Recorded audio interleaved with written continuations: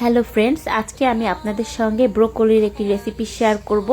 এখানে আমি ব্রোকলি এবং গাজর আর পেঁয়াজ কিউব কিউব করে কেটে নিয়েছি। ব্রোকলি এবং গাজর সঙ্গে আমি একটু ক্যাপসিকামও দিয়েছিলাম। এটাকে আমি হালকা ভাপিয়ে নিচ্ছি। এটা কিন্তু অতিরিক্ত জাল করা যাবে না,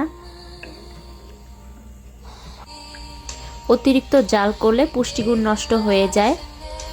তো আমি একটি প্যানে বাটার দিয়ে দিচ্ছি। এই ব্রোকলিটা বাটার দিয়ে করলে সবচেয়ে বেশি ভালো হয়, তাই আমি সবসময় ব্রোকলিটা যখনই করি বাটার দিয়ে করি। আমি এখানে রসুন বাটা দিয়ে দিলাম, একটু আদা বাটা দিয়ে দিলাম। পরিমাণে কিন্তু সামান্য হবে, অতিরিক্ত দেওয়া যাবে না।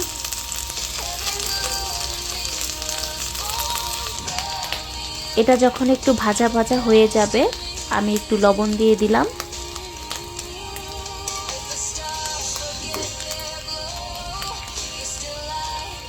এখানে আমি মুরগির বুকের মাংস দিয়ে দিচ্ছি, হাড় ছাড়া মাংস।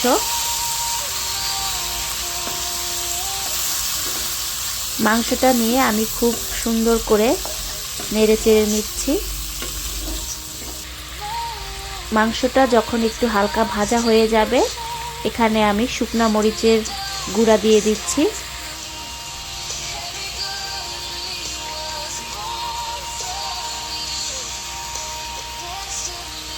গোলমরিচের গুঁড়া দিয়ে দিচ্ছি।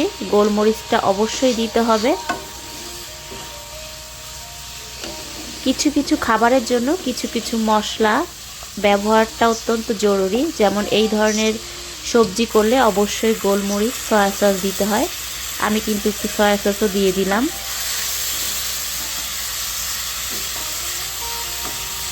ভালো করে নেড়ে চেড়ে মাংসটা একটু ভেজে নিচ্ছি। সিদ্ধ করে রাখা ব্রোকলিটা আমি দিয়ে দিচ্ছি।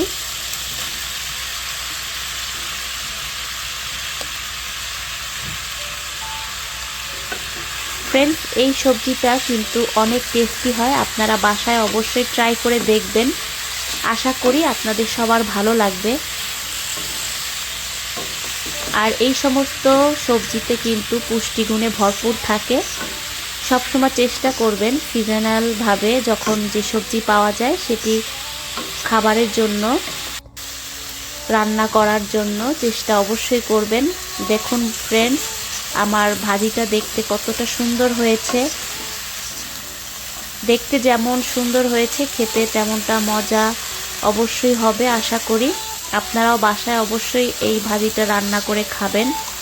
এটা যে কোনো খাবারের সঙ্গে আপনারা খেতে পারেন। যদি চান এটা আপনারা ভাত ছাড়া এমনি নাস্তা হিসাবেও খেতে পারেন। যারা ডায়েট করেন তাদের জন্য আরও বেশি উপকার এই সবজিটা। আমার ভিডিও আপনাদের কেমন লাগে সে বিষয়ে অবশ্যই আমাকে জানাবেন। সবাই ভালো থাকবেন। ধন্যবাদ।